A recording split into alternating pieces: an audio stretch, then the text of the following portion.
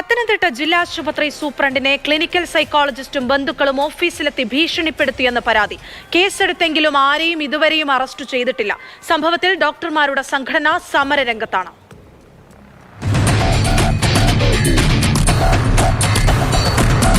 June 14 ഉച്ചയ്ക്ക് 11:50 superintendent doctor Nitheesh Isaac സാമുവേലിന്റെ office.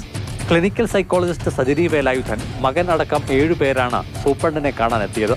30 മിനിറ്റോളം നീണ്ട ചർച്ചയ്ക്കൊടുവിൽ ഇരുവിഭാഗവും കോർത്തു. വെല്ലുവിളിയായി. കയ്യും കാലും വെട്ടാൻ പുറത്ത് ആളുണ്ടെന്ന് ഭീഷണിപ്പെടുത്തിയാണ് സംഘം മടങ്ങിയതെന്ന് എഫ്ഐആറിൽ പറയുന്നു.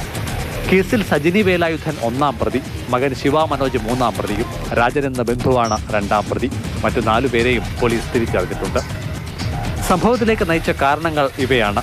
പരിശോധനയ്ക്ക് വരുന്ന വൈകല്യബാധിതരായ കുഞ്ഞുങ്ങളെ യഥാവിധി പരിശോധിക്കുന്നില്ല.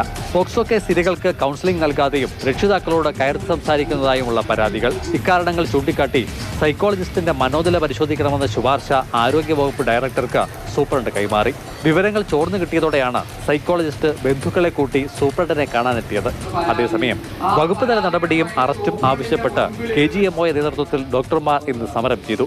പ്രതിഷേധം വകുപ്പ് തല നടപടിക്ക് സമ്മർദ്ദമായി മാറിയിട്ടുണ്ടെന്നാണ് സൂചനകൾ. ഒരു ആശുപത്രി സൂപ്രണ്ട് ഈ ആശുപത്രിയുടെ മുഴുവൻ കാര്യങ്ങളും ചെയ്യാൻ ചുക്കാൻ പിടിക്കുന്ന ഒരു സൂപ്രണ്ടിന് അദ്ദേഹത്തിന്റെ ഔദ്യോഗിക നിർവഹണം പോലും നേരെ ചെയ്യാൻ പറ്റാത്ത തരത്തിലേക്ക് കാര്യങ്ങൾ എത്തുമ്പോഴത്തേക്കുള്ള ആ ഒരു വിഷമഘട്ടത്തിലാണ് ഞങ്ങൾ ഇവിടേക്ക് ഇറങ്ങാൻ നിർബന്ധിതരായിരിക്കുന്നത്. ദൃശ്യങ്ങൾ ആകമാനം പരിശോധിച്ച പോലീസ് ആരോപിക്കുന്നത് പോലെ ഗൗരവകരമായ കുറ്റകൃത്യം ഉണ്ടായതായി കരുതുന്നില്ലെന്നാണ് സൂചനകൾ.